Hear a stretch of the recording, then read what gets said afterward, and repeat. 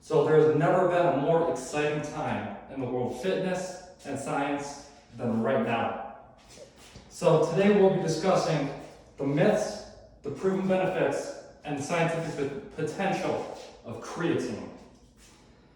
So why I picked creatine myself, been working out for about 8 years now, tried many different kinds of creatine, seen great benefits, and my family is closely related to Parkinson's disease, which creatine has great potential to help.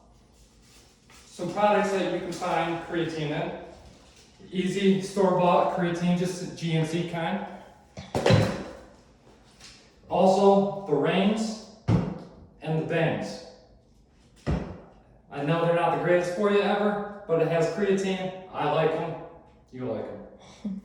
So one of the myths, creatine destroys the kidney. This is not true. It's been a myth since creatine first came out that it's hardened kidneys, it destroys it.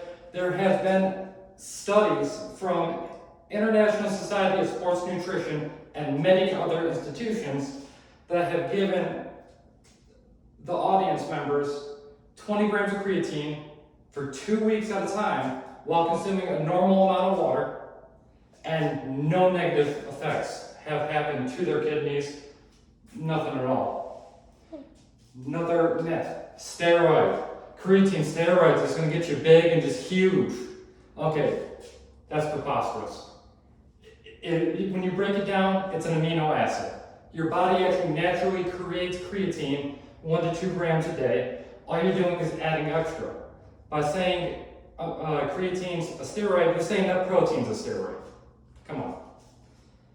Finally, women can't take creatine. Women are just going to get huge and they're just going to become manly and come on. This isn't a thing at all. It's not a steroid. Harvard studies have actually proven that women have the same, if not better, effects on creatine due to them having lower testosterone levels. It's not going to boost your testosterone. You're not going to get big and ripped with creatine. Now, the proven benefits. Now, I say you're not going to get big and ripped, but creatine is proven to help the muscle growth and recovery.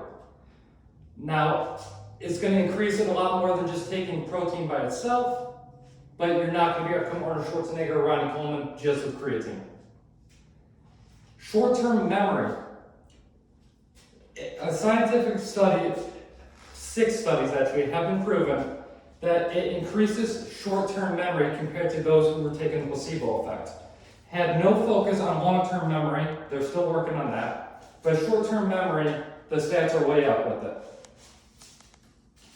Now, staying in the brain, ton of scientific potential. So while I give you what's proven, and we're still doing studies on humans, we have done a ton of studies with creatine on mice.